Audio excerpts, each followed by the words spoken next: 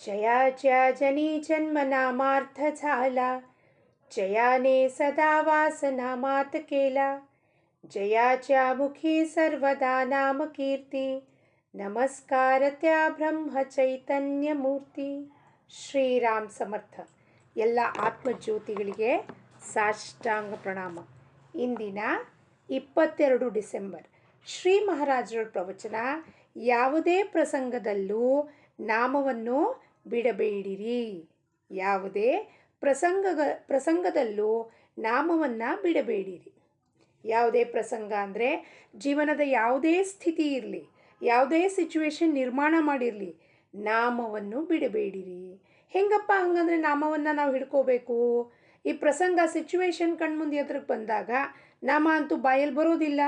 ಅವಾಗ ನಾಮವನ್ನು ಹೆಂಗೆ ಬಿಡಬಾರ್ದು ಅಂತ ಮಹಾರಾಜರು ಹೇಳ್ತಾರೆ. ನಾವೆಲ್ಲರೂ ಸೇರಿ ನೋಡೋಣ. ಆಕಾಶಕ್ಕೆ ಅಂಜಿ ಓಡಿದರೆ ಎಲ್ಲಿಯೂ ಹೋದರೆ ಅದು ಇದ್ದೇ ಇರುತ್ತದೆ. ಅದರಂತೆ ದೇಹ, ಮನಸ್ಸು ಹಾಗೂ ಅದರ ಸುಖ ದುಃಖಗಳು ನಾವು ಎಲ್ಲೇ ಹೋದರೂ ನಮ್ಮೊಡನೆ ಬಂದೇ ಬರುತ್ತದೆ. ದೇಹದ ಸುಖ ದುಃಖ, ಮನಸ್ಸು ಏನಿದೆಯೋ ಅದರ ಕಂಡುಕೊಂಡಿರೋ ಸುಖ ದುಃಖಗಳು ನಾವು ಎಲ್ಲಿ ಹೋದರೂ ಬರುತ್ತೆ. ನಾವು ಇಲ್ಲಿಂದ ಪಲಾಯನವಾದ ಮಾಡಿ ಮನೆ ಬಿಟ್ಟು ನಾವು ಆಶ್ರಮಕ್ಕೆ ಹೋಗಿರ್ತೀವಿ 4 ದಿವಸ, ಅಲ್ಲೂ ಸುಖ ದುಃಖ ಉಂಟಾಗತ್ತೆ. ಅಲ್ಲಿ ಒಂದು ವ್ಯವಸ್ಥೆ ನೋಡಿ ನಮಗೆ ಅಯ್ಯೋ ಇಲ್ಲಿ ಭಾಳ ಚಳಿ ಇದೆ, ನಮಗೆ ಹೊದಿಗೆ ಕೊಡಲಿಲ್ಲ, ಆಶ್ರಮದಲ್ಲಿ ಊಟದ ವ್ಯವಸ್ಥೆ ಸರಿ ಇಲ್ಲ ಅಂತ ಕಂಪ್ಲೇಂಟ್ ಮಾಡ್ತೀವಿ. ದೇಹಕ್ಕೆ ತೊಂದರೆ ಆಯಿತು, ಚಳಿಯಿಂದ ಮೈ ಕೈ ನೋವು ಶುರುವಾಯಿತು. ಅಂದರೆ ದೇಹ ಮನಸ್ಸು ಎಲ್ಲೆಲ್ಲಿ ಹೋಗುತ್ತೋ ಅಲ್ಲಲ್ಲಿ ನಮಗೆ ಸುಖ ದುಃಖಗಳು ಎಲ್ಲಿ ಹೋದರೂ ಉಂಟಾಗುತ್ತದೆ. ಅದಕ್ಕೆ ರಾಜಾರಾಮ್ ಮಹಾರಾಜರು ಒಂದು ಅಭಂಗದಲ್ಲಿ ಹೇಳ್ತಾರೆ ಮನ ಜೇಥೆ ಜಾಯೆ ತೇಥೆ ದುಃಖದಾವಿ. ಮನಸ್ಸು ಎಲ್ಲೆಲ್ಲಿ ಕರ್ಕೊಂಡು ಹೋಗುತ್ತೋ ಅಲ್ಲಿ ದುಃಖನೇ ತೋರಿಸುತ್ತೆ ಮನಸ್ಸು. ಯಾಕಪ್ಪ? ಮನಸ್ಸಿನ ಗುಣಧರ್ಮನೇ ಅದು. ಸುಖ ದುಃಖ ಬಾಧೆ ಉಂಟು ಮಾಡೋದು ಮನಸ್ಸಿನ ಗುಣಧರ್ಮ. ಅದಕ್ಕೆ ನಾವು ಜಗತ್ತಿನಲ್ಲಿ ಯಾವ ಕೋಣೆಯಿಂದ ಕೋಣೆ ಹೋದರೂ ಕೂಡ ನಮಗೆ ಸುಖ ದುಃಖಗಳ ಬಾಧೆ ಉಂಟಾಗೇ ಆಗುತ್ತದೆ. ಆದ್ದರಿಂದ ನಮ್ಮ ಪಾಲಿಗೆ ಬಂದ ಕರ್ಮದ ಫಲಗಳನ್ನು ಸಮಾಧಾನದಿಂದ ಅನುಭವಿಸಲು ಕಲಿಯಬೇಕು. ಏನು ಮಾಡ್ಬೇಕು ಹಂಗಂದರೆ ನಾವು ನಮ್ಮ ಪಾಲಿಗೆ ಏನು ಕರ್ಮದ ಫಲ ಬಂದಿದೆಯೋ, ಒಂದು ಕರ್ಮ ಮಾಡೋದು ಕೂಡಲೇ, ಆ್ಯಕ್ಷನ್ ಮಾಡೋದು ಕೂಡಲೇ ಅದರ ಹಿಂದೆ ಫಲ ಭಗವಂತ ಇಟ್ಟೇ ಬಿಟ್ಟಿರ್ತಾನೆ. ಕರ್ಮ ಯಾವತ್ತೂ ಬಾಧಕ ಆಗುವುದಿಲ್ಲ, ಅದರ ಹಿಂದಿನ ಉದ್ದೇಶ ಬಾಧಕ ಆಗುತ್ತದೆ. ನಾವು ಯಾವ ಉದ್ದೇಶದಿಂದ ಈ ಕರ್ಮ ಮಾಡ್ತಿದ್ದೀವಿ, ಸಕಾಮದಿಂದನ, ಅಪೇಕ್ಷೆಯಿಂದನ, ಒಬ್ಬರಿಗೆ ಹೀಯಾಳ್ಸಕ್ಕ, ಒಬ್ಬರಿಗೆ ನಿಂದನೆ ಮಾಡಕ್ಕ, ಯಾವ ಉದ್ದೇಶದಿಂದ ಮಾಡ್ತಿದ್ದೀವಿ ಆ ಕರ್ಮದ ಹಿಂದೆ ಭಗವಂತ ಸಾಕ್ಷಿಭೂತನಾಗಿ ಕರ್ಮಫಲವನ್ನು ಇಟ್ಬಿಟ್ಟಿರ್ತಾನಲ್ಲಿ. ಅದಕ್ಕೆ ಅದನ್ನು ಕರ್ಮಫಲ ಈ ಜನ್ಮದಲ್ಲಿ ಗೋಚರ ಆದಾಗ, ಈಗ ಕರ್ಮದ ಫಲ ಹೆಂಗಿದೆಯಪ್ಪ? ಕರ್ಮದ ಫಲ ಪ್ರಾರಬ್ಧದಲ್ಲಿ ಎಲ್ಲ ಕನ್ನಡಿದಲ್ಲಿರುವ ಗಂಟಿದ್ದಂಗಿದೆ, ಅವು ಕಣ್ಣಿಗೆ ಗೋಚರ ಆಗೋದಿಲ್ಲ. ಪ್ರಸಂಗ ಬಂದ ಕೂಡಲೇ ಕಣ್ಣಿಗೆ ಗೋಚರ ಆದ ಕೂಡಲೇ ಕರ್ಮಫಲ, ಸುಖದ ಫಲ ಆದರೆ ಆನಂದ ಆಗತ್ತೆ, ದುಃಖದ ಫಲ ಆದರೆ ಅಳು ಬರುತ್ತೆ. ಅದಕ್ಕೆ ಅವೆರಡನ್ನು ಬಿಟ್ಟು ಸಮಾಧಾನದಿಂದ ಅನುಭವಿಸೋದನ್ನು ನಾವು ಕಲಿಬೇಕು. ಇದನ್ನು ವಿ ಹ್ಯಾವ್ ಟು ಲರ್ನ್. ಇಲ್ಲಿ ಯಾವ ಥರವಾಗಿ ಯಾರೂ ಸಹಾಯ ಮಾಡೋದಿಲ್ಲ, ನಾವೇ ಕಲಿಬೇಕು. ಅದನ್ನು ಪ್ರಯತ್ನ ಮಾಡಿದರೆ ಉತ್ತಮವಾಗುತ್ತಿತ್ತೆಂದು ಎಲ್ಲರಿಗೂ ಅನಿಸುವುದೋ ಅಲ್ಲಿಯವರೆಗೂ ಪ್ರಯತ್ನವನ್ನು ಅವಶ್ಯ ಮಾಡಬೇಕು. ಯಶ ಅಥವಾ ಅಪಯಶ ಕೊಡುವವನು ಭಗವಂತನೇ ಎಂದು ತಿಳಿದು ಪ್ರಯತ್ನ ಮಾಡಬೇಕು. ಓದಬೇಕು, ಬರೀಬೇಕು. ಸಾಧನಾ ಮಾರ್ಗದಲ್ಲಿ ನಾವು ನಮ್ಮ ಸಂಪೂರ್ಣವಾಗಿ ಪ್ರಯತ್ನ ಮಾಡಬೇಕು. ಏನೇನು ಸಾಧನೆ ಕೊಟ್ಟಿಯಾನೋ ಗುರುನಾಥ, ಆ ಸಾಧನೆಗಳನ್ನು ಚಾಚು ತಪ್ಪದೆ ಮಾಡಬೇಕು. ಆದರೆ ಅದರ ಫಲ ಏನಿದೆಯೋ, ಸಾಧನಾ ಮಾರ್ಗದಲ್ಲಿ ಮುಂದೆ ಹೆಂಗೆ ಕರ್ಕೊಂಡು ಹೋಗಬೇಕು, ಅದರ ಫಲ ಮಾತ್ರ ಭಗವಂತನೇ ಕೊಡುತ್ತಾನೆ. ಅದಕ್ಕೆ ನಾವು ಪ್ರಯತ್ನ ಮಾಡಬೇಕು. ಎಲ್ಲ ಕರ್ತವ್ಯವನ್ನು ಅವನ ಕಡೆಗೆ ಕೊಡಬೇಕು. ನಿನ್ನ ಸೇವೆ ಎಷ್ಟು ದಿವಸ ಮಾಡಬೇಕು ಎಂದು ಭಗವಂತನಿಗೆ ಕೇಳುವುದೆಂದರೆ ಸೇವೆಯಲ್ಲಿ ನ್ಯೂನ್ಯತೆ ಬಂದಂತೆ. ಎಷ್ಟು ದಿವಸ ಮಾಡಬೇಕಪ್ಪ ಹೇಳ್ತಾರೆ? 48 ದಿವಸ ಪ್ರದಕ್ಷಿಣೆ ಹಾಕಿ, 21 ದಿವಸ ಹಿಂಗೆ ಮಾಡಿ. ಅದಕ್ಕೆ ಭಗವಂತನ ಕೇಳೋದು ಎಷ್ಟು ದಿವಸ ಮಾಡಬೇಕಪ್ಪ? ಇದು ನ್ಯೂನ್ಯತೆ. ಅಂದರೆ ನಾವು ಅವನ ಮೇಲೆ ಶ್ರದ್ಧಾ ಇಟ್ಟಿಲ್ಲ ಅಂತ ಆಯಿತು. ಅಂದರೆ ನಮಗೆ ಹೆಂಗೆ ತಾತ್ಕಾಲಿಕವಾಗಿ ಎಲ್ಲವೂ ಬೇಕು. ಈಸಿ ಹಾಫ್ ಆನ್ ಅವರ್ನಲ್ಲಿ 20 ಮಿನಿಟ್ಸಲ್ಲಿ ಝೊಮ್ಯಾಟೊ ಝೆಪ್ಟೊ ಸ್ವಿಗ್ಗಿ ನಮಗೆ ತಂದುಕೊಡತ್ತಲ್ಲ, ಅದರಂತೆ ಭಗವಂತನೂ ಕೂಡ ನಾವು ಕೇಳೋದು ಕೂಡಲೇ ನಮ್ಮ ಇಚ್ಛೆಯನ್ನು ಈಡೇರಿಸಿದ್ರೆ ಆ ಭಗವಂತ ಒಳ್ಳೆಯವನು. ಅದಕ್ಕೆ ನಾವು ಪ್ರಶ್ನೆಗಳನ್ನು ಮಾಡ್ತೀವಿ, ಎಷ್ಟು ದಿವಸ ಮಾಡಬೇಕ್ರಿ? ಅದರಂತೆ ಅವನ ನಾಮದ ವಿಷಯದಲ್ಲಿಯೂ ಅವಧಿಯನ್ನು ಹೇಗೆ ಹಾಕಲಿಕ್ಕಾಗುತ್ತದೆ? ವಿಷಯಗಳನ್ನು ಎಷ್ಟು ದಿವಸ ಅನುಭವಿಸೋಣ ಎಂದು ನಾವು ಅನ್ನುವುದಿಲ್ಲ. ಅಂದಮೇಲೆ ನಾಮದ ವಿಷಯದಲ್ಲಿ ಹೀಗ್ಯಾಕೆ ಕೇಳಬೇಕು? ವಿಷಯದ ಅನುಭವ ಮಾಡ್ಕೋಬೇಕಾದ್ರೆ ಒಂದು ಟಿ ವಿ ತೊಗೋಬೇಕು, ಫ್ರಿಡ್ಜ್ ತೊಗೋಬೇಕು, ಮರ್ಸಿಡೀಸ್ ತೊಗೋಬೇಕು.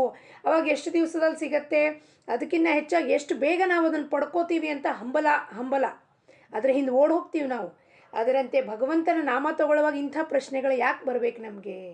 ಎಷ್ಟು ದಿವಸ ತಗೋಬೇಕು ಗುರುಗಳೇ? ಎಷ್ಟು ಸತಿ ಜಪ ಮಾಡಲಿ ಗುರುಗಳೇ? 3,500 ಮಾಡಿದ್ರೆ ಆಗಲ್ಲ ಗುರುಗಳೇ, ಆಫೀಸ್ ಇದೆ ಗುರುಗಳೇ, ಹಿಂಗಿದೆ ಗುರುಗಳೇ, ಎಷ್ಟು ಹಲವಾರು ಪ್ರಶ್ನೆ ಮಾಡ್ತೀವಿ. ಅದು ಎಂಥ ಪ್ರಶ್ನೆ ಇದು? ನನ್ನ ಉದ್ಧಾರಕ್ಕೆ ಸಲುವಾಗಿ ಕೊಟ್ಟಿರೋ ಸಾಧನ ಇದು, ಗುರುನಾಥ ಕೊಟ್ಟಿರೋದು. ಅದರಲ್ಲಿ ಎಷ್ಟು ತುಚ್ಛವಾದ ಪ್ರಶ್ನೆಗಳನ್ನು ಅವನ ಹತ್ರ ಹೋಗಿ ಕೇಳ್ತೀವಿ ನಾವು. ಅವನು ಏನಕ್ಕೆ ಸಾಧನೆ ಕೊಟ್ಟಿದ್ದಾನೆ? ನನ್ನ ಉದ್ಧಾರಕ್ಕೋಸ್ಕರ. ಮಲ್ಲಿ ಹೋಗಿಬಿಟ್ಟು ಅವನ ಮುಂದೆ ಗೋಳಾಡದ ಮೇಲೆ ಅವನು ಕೊಟ್ಟಿದ್ದ ಸಾಧನೆಯಲ್ಲಿ ಮತ್ತಿಷ್ಟು ಪ್ರಶ್ನೆ ಹಾಕಿದಾಗ ಏನಾಗುತ್ತೆ? ಆ ಮನಸ್ಸಿಗೆ ಯಾವ ಥರವಾದ ಇಚ್ಛಾ ಇಲ್ಲ ಮಾಡಬೇಕು ಅಂತ. ಎಲ್ಲವೂ ನಮಗೆ ಝಟ್ಕಿಪಟ್ ಆಗಿಬಿಡ್ಬೇಕು, ಫಾಸ್ಟ್ ಫುಡ್ ಥರ. ಈಗಿಂದೀಗಲೇ ಕರ್ಮಫಲ ಕಳೆದು ಹೋಗ್ಬಿಡ್ಬೇಕು, ಈಗಿಂದೀಗಲೇ ನಮ್ಮ ಏನೇನಿದೆಯೋ ಎಲ್ಲ ಗೋಳಾಟ ಕಳೆದು ಹೋಗ್ಬಿಡ್ಬೇಕು, ಭಗವಂತ ನಮಗೆ ಸುಖ ಪ್ರಾಪ್ತಿ ಮಾಡಿಕೊಡ್ಬೇಕು. ಅದ್ರ ಬದಲಾಗಿ ನಾವು ಭಗವಂತನಿಗೆ ಏನು ಕೊಡ್ತಾ ಇದ್ದೀವಿ? ಏನೂ ಇಲ್ಲ. ಅದಕ್ಕೆ ಇಂಥ ಪ್ರಶ್ನೆ ಯಾಕೆ ಕೇಳಬೇಕು ಅಂತ ಮಹಾರಾಜರು ಪ್ರಶ್ನೆ ಮಾಡ್ತಾರೆ. ಇಂದು ಭಗವಂತನು ಒಂದು ತುದಿಗೆ, ನಾವು ಇನ್ನೊಂದು ತುದಿಗೆ ಇರುತ್ತೇವೆ. ಅವನ ನಾಮದಿಂದ ಅವನನ್ನು ಹತ್ತಿರ ತರಬೇಕು. ನಾನೊಂದು ತೀರ, ನೀನೊಂದು ತೀರ. ಭಗವಂತ ಆ ತೀರದ ಹತ್ರ ಇದ್ದಾನೆ, ನಾವಿಲ್ಲಿದ್ದೀವಿ. ಅದನ್ನು ಪಾರಾಗಬೇಕು ಅಂದರೆ ಭಗವಂತನ ನಾಮದ ನೌಕೆಯಲ್ಲಿ ಕೂತ್ಕೊಂಡು ಸದ್ಗುರುನಾಥನ ಕೈ ಹಿಡ್ಕೊಂಡು ನಾವು ಪಾರಾಗಬಹುದು. ಅದಕ್ಕೆ ಮೀರಾಬಾಯಿ ಹೇಳ್ತಾಳೆ, ಸತ್ ಕಿ ನಾವ್ ಖೇವಟಿಯಾ ಸದ್ಗುರು ಭವಸಾಗರ ತರ್ ಆಯೋ ಪಾಯೋ ಜಿ ಮೇನೆ. ನಾನು ಸತ್ಯ ಎಂಬ ನೌಕೆಯಲ್ಲಿ ಸದ್ಗುರುನಾಥನ ಕೈ ಹಿಡ್ಕೊಂಡು ಕೂತ್ಕೊಂಡ್ಬಿಟ್ಟೀನಿ, ಕೂತಿ ನಾನು ಭವಸಾಗರವನ್ನು ಆ ತೀರಕ್ಕೆ ನಾನು ಮುಟ್ಟಿಬಿಟ್ಟಿದ್ದೀನಿ ಅಂತ ಹೇಳ್ತಾಳೆ ಮೀರಾಬಾಯಿ. ಅದರಂತೆ ನಾವು ನಾಮದಿಂದ ಅವನನ್ನು ಹತ್ತಿರ ತರ್ಕೋಬೇಕು. ನಮಗೆ ನಮ್ಮ ದೇಹ ವಿಸ್ಮರಣೆಯು ಎಷ್ಟು ಆಗುತ್ತಾ ಹೋಗುತ್ತದೆಯೋ ಅಷ್ಟು ಭಗವಂತನು ಹತ್ತಿರ ಬರುತ್ತಾನೆ. ಭಗವಂತನ ನಾಮದಲ್ಲಿಯೇ ಸತ್ಸಂಗತಿ ಇರುತ್ತದೆ. ಪ್ರಪಂಚದಲ್ಲಿ ಯಾವುದೇ ಪ್ರಸಂಗ ಬಂದರೂ ನೀವು ನಾಮವನ್ನು ಬಿಡಬೇಡಿರಿ. ನಾಮವನ್ನು ಬಿಡಬೇಡಿರಿ ಅಂದರೆ ಏನಪ್ಪ? ಬಿದ್ದಿದ್ದೀನಿ, ಪೆಟ್ಟಾಗ್ತಿದೆ, ಪೆಟ್ಟಾಗುವಾಗ ಹೆಂಗೆ ರಾಮ ಬರ್ಲಿಕ್ಕೆ ಸಾಧ್ಯ? ಅಲ್ಲ. ಪೆಟ್ಟು ಯಾರಿಗಾಗಿದೆ? ದೇಹಕ್ಕೆ. ಈ ಕ್ಷಣಕ್ಕೆ ಏನು ಮಾಡಬೇಕು? ಡಾಕ್ಟರ್ ಹತ್ರ ಹೋಗಬೇಕು. ಅದನ್ನು 10 ಜನಕ್ಕೆ ಹೇಳಿ ಗೋಳಾಟ ಮಾಡ್ಕೊಳ್ಳೋ ಬದಲಾಗಿ ಡಾಕ್ಟರ್ ಹತ್ರ ಹೋಗಿ ಅಲ್ಲಿ ಕೂತ್ಕೊಂಡು ಔಷಧಿ ತಗೊಂಡು ಬಂದು, ರಾಮ ಇದು ನೀನು ಕೊಟ್ಟಿದ್ಯಪ್ಪ, ನಿನ್ನ ಇಚ್ಛೆಯಂತೆ ಆಗಲಿ ಅಂದ್ಬಿಟ್ಟು ಆ ಪ್ರಸಂಗವನ್ನು ಎದುರಿಸಬೇಕು. ಎದುರಿಸಿ ಧೈರ್ಯದಿಂದ ಅವನ ನಾಮದಲ್ಲಿ ನಿನ್ನಿಂದಾನೇ ಏನಾಗ್ತಿದೆಯೋ ಘಟನೆಗಳು, ಭಗವಂತ ರಾಮ ನಿನ್ನಿಂದ ಆಗಿದೆ, ನಿನ್ನಿಚ್ಛೆ ನನಗೆ ಸ್ವೀಕಾರ ಅಂತ ಯಾವ ಥರವಾದ ಗೋಳಾಟ ಮಾಡ್ದಲೇ ಹೋಗುವುದು, ನಾಮದಲ್ಲಿ ಇರುವುದು. ಹಾಗೆ ಅದನ್ನು ಬಿಡಬಾರದು. ಮನಸ್ಸು ವಿಮುಕ್ತಗೊಳಿಸಿದರೆ ಅದು ವಿಷಯದ ಬೆನ್ನ ಹತ್ತಿದಂತೆ ತಿಳಿಯಬೇಕು. ಮನಸ್ಸನ್ನು ವಿಮುಕ್ತಗೊಳಿಸಿದರೆ ಅದು ವಿಷಯದ ಬೆನ್ನ ಹತ್ತತ್ತೆ. ಭಗವಂತನ ನಾಮ ಬಿಟ್ಟು ಹೊರಗಡೆ ಪ್ರಪಂಚದ ಕಡೆ ತಿರುಗಿ ನೋಡಿದ್ರೆ ಏನಾಗತ್ತಪ್ಪ? ಅದು ವಿಷಯದ ಕಡೆ ಬೆನ್ನ ಹತ್ತುತ್ತದೆ. ಆದ್ದರಿಂದ ನಮ್ಮ ಮನಸ್ಸು ಯಾವಾಗಲೂ ತೊಡಗಿಸಿ ಇಡಬೇಕು.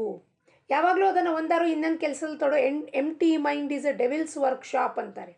ಖಾಲಿ ದಿಮಾಗ್ ಶೈತಾನ್ ಕಾ ಘರ್ ಅಂತ. ಅಂದರೆ ಸುಮ್ಮನೆ ಕೂತಿರ್ತೀವಿ, ಏನು ಮಾಡೋದಪ್ಪ?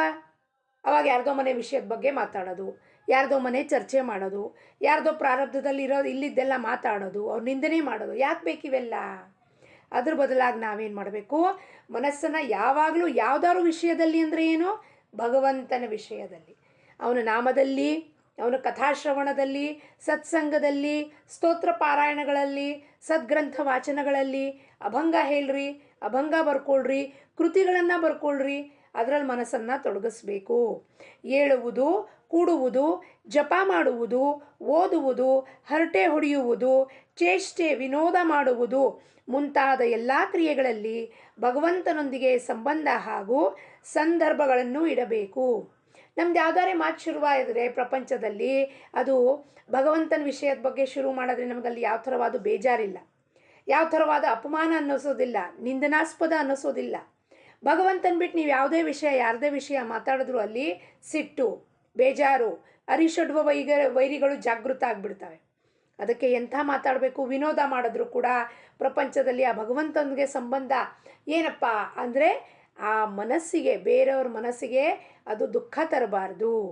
ಬೇರೆಯವ್ರ ಮನಸ್ಸಿಗೆ ವಿನೋದ ಮಾಡಿದ್ರೂ ಕೂಡ ಅವರಿಗೆ ನಿಂದಾಸ್ಪದ ಅನ್ನಿಸ್ಬಾರದು. ಆ ರೀತಿಯಲ್ಲಿ ನಾವು ಭಗವಂತನ ಧ್ಯಾನದಲ್ಲಿ ಯಾವಾಗಲೂ ಜಾಗರೂಕರಾಗಿ ಮಾತಾಡಬೇಕು. ಇದೇ ಅನುಸಂಧಾನವಾಗಿರುತ್ತದೆ. ಭಗವಂತನ ಅನುಸಂಧಾನವೇ ನಮ್ಮ ಧ್ಯೇಯ ಆಗಿರಬೇಕು.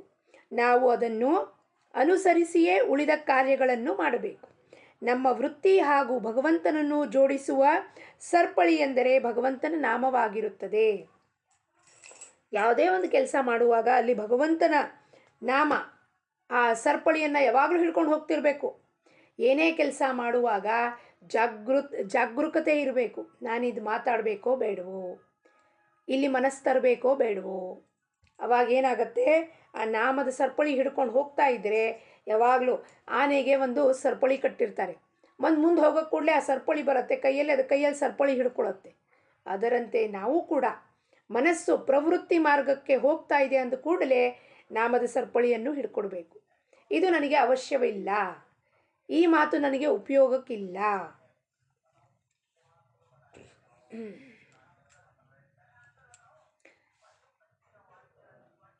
ನಾಮದ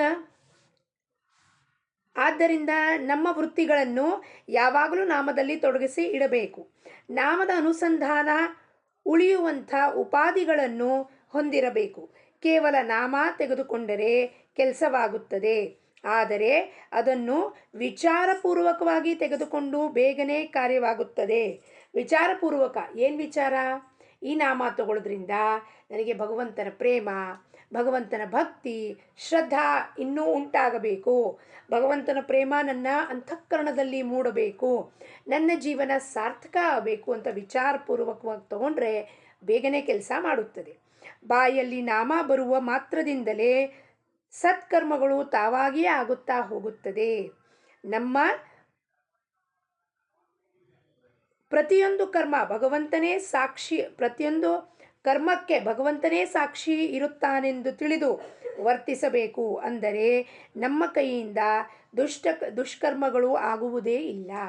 ಈಗ ನಮಗೇನನ್ಸತ್ತಪ್ಪ, ಸದ್ಗುರುಗಳು ಕಣ್ಣು ಮುಂದಿಲ್ಲ, ಭಗವಂತ ದೇವ್ರ ಮನೆಯಲ್ಲಿ ಕೂಡ ಹಾಕಿದ್ದೀವಿ ಅಂದಮೇಲೆ ನಾವು ಮಾಡೋದು ಪಾಪಾಚರಣೆಗಳು, ಬಾಯಲ್ಲಿ ಕೆಟ್ಟು ಮಾತಾಡೋದು, ಮತ್ತು ಅವಾಚ್ಯ ಶಬ್ದ ಪ್ರಯೋಗ ಮಾಡೋದು, ಬೇರೆಯವರನ್ನು ನಿಂದಿಸೋದು, ಇದನ್ನು ಯಾರೂ ನೋಡುವುದಿಲ್ಲ.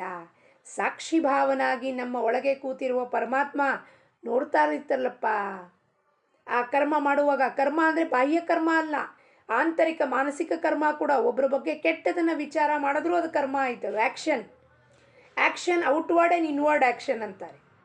ಹೊರಗಡೆ ಬಾಹ್ಯವಾಗಿ ದೇಹದಿಂದ ಮಾಡುವ ಆ್ಯಕ್ಷನ್ನು ಸ್ಥೂಲ ದೇಹದಿಂದ, ಒಳಗೆ ಆಂತರಿಕವಾಗಿ ಮಾನಸಿಕವಾಗಿ ಒಬ್ಬರ ಬಗ್ಗೆ ವಿಚಾರ ಮಾಡೋದು, ಕೆಟ್ಟದ್ದು ವಿಚಾರ ಮಾಡೋದು, ತಪ್ಪು ತಿಳುವಳಿಕೆ ಇಟ್ಕೊಳ್ಳೋದು, ಇದೂ ಕೂಡ ಕರ್ಮನೇ, ಆ್ಯಕ್ಷನ್, ಕ್ರಿಯಾ. ಆ ಕರ್ಮಗಳದ ಸಾಕ್ಷಿ ಭಾವ ಯಾರು? ಭಗವಂತ. ಅವನು ನೋಡ್ತಾ ಇರ್ತಾನೆ. ಅದಕ್ಕೆ ಅವನಿದ್ದಾನೆ, ನೋಡ್ತಿದ್ದಾನೆ ಎಂಬುದು ಅರಿವಾಯಿತು ಅಂದರೆ ನಮ್ಮ ಕೈಯಿಂದ ಮಾನಸಿಕವಾಗಲಿ ಬಾಹ್ಯವಾಗಲಿ ದುಷ್ಕರ್ಮಗಳು ಆಗುವುದೇ ಇಲ್ಲ. ನಾವು ಸುಮ್ಮನೆ ನೆಪ ಹೇಳುತ್ತಾ ಇರುತ್ತೇವೆ. ಕೆಲಸವಿದ್ದಾಗ ಕೆಲಸದ ನೆಪ, ಕೆಲಸವಿಲ್ಲದಿದ್ದಾಗ ನಾಮಸ್ಮರಣೆ ಮಾಡದೆ ಸುಮ್ಮನೆ ಹರಟೆ, ನಿಂದಾ, ಸ್ತುತಿ ಅಥವಾ ಬೇರೆ ಆಟ ಆಡುವುದರಲ್ಲಿ ಸಮಯ ಕಳೆಯುತ್ತೇವೆ. Waste of time and energy. ಈ ದೇಹ ಬಂದಿರೋದು ಪ್ರಪಂಚದಲ್ಲಿ ಭಗವತ್ ಪ್ರಾಪ್ತಿಗೋಸ್ಕರ, ಬೇರೆಯವ್ರ ಪ್ರಾರಬ್ಧದಲ್ಲಿ ಕೈ ಹಾಕಲಿಕ್ಕಲ್ಲ, ಮಾತಾಡಲಿಕ್ಕಲ್ಲ, ನಿಂದನೆ ಮಾಡಲಿಕ್ಕಲ್ಲ, ಅಥವಾ ಸ್ತುತಿ ಮಾಡಲಿಕ್ಕೂ ಬಂದಿಲ್ಲ. ನಮ್ಮ ಮನಸ್ಸು ಯಾವಾಗಲೂ ಅವನಲ್ಲಿ ತೊಡಗಿಸಿ ಪ್ರವೃತ್ತಿ ಮಾರ್ಗಕ್ಕೆ ಬಾಹ್ಯವಾಗಿ ಯಾವ ಥರವಾದ ಪ್ರತಿಕ್ರಿಯೆನ ಕೊಡಬಾರದು. ನೆಪ ಹೇಳ್ತೀವಿ ನಾವು, ನಾಮಸ್ಮರಣೆ ಮಾಡ್ರಿ, ಇಲ್ರಿ ನಮಗೆ ಕೆಲಸ ಇದೆ, ನಾವು ವರ್ಕಿಂಗ್ ಇದ್ದೀವ್ರಿ, ಹೆಂಗ್ರಿ ಮಾಡೋದು ನಾಮಸ್ಮರಣೆ? ಖಾಲಿ ಸಮಯದಲ್ಲಿ ಇಲ್ಲರಿ ಖಾಲಿ ಸಮಯ ಇದ್ದಾಗ ಬೇರೆಯವ್ರ ಜೊತೆ ಹರಟೆ ಮಾಡಬೇಕು, ಗಾಸಿಪ್ ಮಾಡಬೇಕು, ಅದರಲ್ಲಿ ಸಮಯ ಕಳೀತೀವಿ. ಅದಕ್ಕೆ ಹೀಗೆ ಮಾಡಬಾರದು. ನಮ್ಮ ಮನಸ್ಸು ಅತ್ಯಂತ ಉದ್ಧಟವಾಗಿರುತ್ತದೆ, ಆ್ಯರೋಗೆಂಟ್. ಅದಕ್ಕೆ ಒಂದು ಕಡೆಗೆ ಸುಮ್ಮನೆ ಕೂಡುವ ಅಭ್ಯಾಸವಿರುವುದಿಲ್ಲ. ಅದಕ್ಕೆ ಸ್ವಲ್ಪ ಆಗ್ರಹ ಮಾಡಿ ನಾಮ ತೆಗೆದುಕೊಳ್ಳಲು ಹಚ್ಚಬೇಕು. ಅದು ಆ್ಯರೋಗೆಂಟ್ ಇದೆ, ಹಾಗೂ ಅಭ್ಯಾಸವಿರುವುದಿಲ್ಲ, ಮಂಗ ಅದು. ಮರ್ಕಟ ಹೆಂಗೆ ಮರ ಹತ್ತೋದು ಇಳಿಯೋದು ಮಾಡ್ತಿರುತ್ತೆ, ಮನಸ್ಸು ಕೂಡ ಹತ್ತೋದು ಇಳಿಯೋದು ಹತ್ತೋದು ಇಳಿಯೋದು, ಉಬ್ಬೋದು ಕುಗ್ಗೋದು ಉಬ್ಬೋದು ಕುಗ್ಗೋದು ಮಾಡ್ತಾ ಇರುತ್ತೆ. ಅದಕ್ಕೆ ಅಭ್ಯಾಸ ಮಾಡಿಸ್ಬೇಕು. ನಾಮ ತಗೊಳ್ಳಿಕ್ಕೆ ಅಭ್ಯಾಸ ಹಚ್ಚಲೇಬೇಕು. ಕೃಷ್ಣನಿಗೆ ಅರ್ಜುನನಿಗೆ ಗೊಂದಲ ಹತ್ತಿದಾಗ ಕೃಷ್ಣ ಹೇಳ್ದ, ಅಸಂಶಯಂ ಹೆಂಗಪ್ಪ ಮಾಡ್ಲಿಕ್ಕೆ ಸಾಧ್ಯ ಅಂತ ಅರ್ಜುನನೂ ಈ ಪ್ರಶ್ನೆ ಮಾಡ್ತಾನೆ. ಅದಕ್ಕೆ ಅವನು ಹೇಳ್ತಾನೆ, ಕೃಷ್ಣ ಅಸಂಶಯಂ ಮಹಾಬಾಹೋ ಮನೋ ದುರ್ನಿಗ್ರಹಂ ಚಲಂ ಅಭ್ಯಾಸೇನ ತು ಕೌಂತೆಯ ವೈರಾಗ್ಯೇಣ ಚ ಗೃಹ್ಯತೆ. ನಿಜವಾಗಿಯೂ ಅಸಂಶಯವೇ ಇಲ್ಲ, ಆದರೆ ಅದಕ್ಕೆ ಅಭ್ಯಾಸ ಮಾಡಿಸ್ಬೇಕು. ಮಕ್ಕಳಿಗೆ ಹೊಡೆದು ಬಡ್ದು ಅಭ್ಯಾಸ ಮಾಡಿಸ್ತೀವಿ, ಎ ಗ್ರೇಡ್ ತೊಗೊಂಬ ಅಂದಾಗ ನಾವು ಸಾಧಕರಾಗಿ ಮನಸ್ಸಿಗೂ ಹೊಡೆದು ಕೂಡಿಸ್ಬೇಕಲ್ಲಿ. ಕೂತ್ಕೊಳ್ಳಪ್ಪ, ಭಗವಂತನ ನಾಮಸ್ಮರಣೆ ಮಾಡು, ಜೀವನವನ್ನು ಉದ್ಧಾರ ಮಾಡ್ಕೋ. ಆಗ್ರಹ ಮಾಡಿ ನಾಮ ತೆಗೆದುಕೊಳ್ಳಲು ಹಚ್ಚಬೇಕು. ನಾಮದಲ್ಲಿ ಭಗವಂತನ ಶಕ್ತಿ ಇರುವುದರಿಂದ ನಾಮ ತೆಗೆದುಕೊಳ್ಳುವವರ ದೇಹ ಬುದ್ಧಿಯು ಕ್ರಮವಾಗಿ ಕಡಿಮೆ ಆಗುತ್ತದೆ ಹೋಗುತ್ತದೆ, ಹಾಗೂ ನಾಮವು ಸ್ಥಿರಗೊಳಿಸುತ್ತದೆ. ನಿತ್ಯ ನಾಮಸ್ಮರಣೆ ಮಾಡುವ ಹೊರತು ಮರಣ ಸಮಯದಲ್ಲಿ ಅದು ಬಾಯಲ್ಲಿ ಬರುವುದಿಲ್ಲ. ಜಾಗೃತ ಅವಸ್ಥೆಯಲ್ಲಿ ಅಭ್ಯಾಸ ಮಾಡಿದರೆ ನಿದ್ರೆಯ ಸಮಯದಲ್ಲಿ ಸ್ಮರಣೆ ಬರುತ್ತದೆ. ನಿದ್ರೆ ಸಮಯದಲ್ಲಿ ಸ್ಮರಣೆ ಮಾಡಿದರೆ ರಾತ್ರಿ ಸ್ವಪ್ನದಲ್ಲಿ ಅದೇ ನಡೆಯುತ್ತದೆ. ಹಾಗೂ ಈ ರೀತಿಯಾಗಿ ನಿರಂತರ ಧ್ಯಾಸವಿಟ್ಟುಕೊಳ್ಳುವುದರಿಂದ ಮರಣದ ಸಮಯದಲ್ಲಿ ಅದರದೇ ಸ್ಮರಣೆ ಆಗುತ್ತದೆ. ಮರಣದ ಸಮಯದಲ್ಲಿ ನಾಮ ಬರಬೇಕು, ನಾಮದ ಜೊತೆಗೆ ಪ್ರಾಣ ಹೋಗಬೇಕು ಅಂದರೆ ಅಭ್ಯಾಸ ಮಾಡಬೇಕು. ಜಾಗೃತ ಅವಸ್ಥೆಯಲ್ಲಿ ಎಚ್ಚರಿಕೆಯಲ್ಲಿ ನಾಮ ತಗೋಬೇಕು, ನಿದ್ದೆ ಬರೋಕ್ಕಿಂತ ಮುಂಚೆ ನಾಮ ತಗೋಬೇಕು, ಸ್ವಪ್ನದಲ್ಲಿ ಅದೇ ನಾಮ ಕಂಟಿನ್ಯೂ ಆಗತ್ತೆ. ಈ ರೀತಿಯಲ್ಲಿ ಮರಣ ಸಮಯದಲ್ಲೂ ನಾಮ ಬಾಯಿ ಖಂಡಿತವಾಗಲೂ ಬಂದೇ ಬರುತ್ತದೆ. ಇಂದಿನ ಬೋಧವಚನ, ನಾಮ ತೆಗೆದುಕೊಳ್ಳುತ್ತಾ ನಾಮದೊಂದಿಗೆ ಎಷ್ಟು ತದಾತ್ಮರಾಗಬೇಕೆಂದರೆ, ನಾನು ನಾಮ ತೆಗೆದುಕೊಳ್ಳುತ್ತಿರುವೆ ಎಂಬುದು ಕೂಡ ಮರೆತು ಹೋಗಬಿಡಬೇಕು. ನಾನು ಕರ್ತ, ನಾಮ ತಗೊಳ್ತಿದ್ದೀನಿ ಅನ್ನೋದು ಅಲ್ಲೊಂದು ಕರ್ತೇಪಣ ಆಗೋಗತ್ತೆ. ನಾಮ ತಗೊಳ್ತಾ ಹೆಂಗೆ ವಿಸ್ಮರಣೆ ಆಗಬೇಕು ದೇಹ ಬುದ್ಧಿದು, ನಾನು ನಾಮ ಮಾಡ್ತಿದ್ದೀನಿ, ಜಪ ಮಾಡ್ತಿದ್ದೀನಿ ಅನ್ನೋದು ಮರ್ತು ಹೋಗಿಬಿಟ್ಟು ನನ್ನನ್ನು ಸಂಪೂರ್ಣವಾಗಿ ಭಗವಂತನ ನಾಮದಲ್ಲಿ ವಿಲೀನ ಮಾಡ್ಕೋಬೇಕು. ಜಾನಕಿ ಜೀವನ ಸ್ಮರಣ. ಜೈ ಜೈ ರಾಮ್. ಲೋಕಾಹ ಸಮಸ್ತ ಸುಖಿನೋ ಭವಂತು.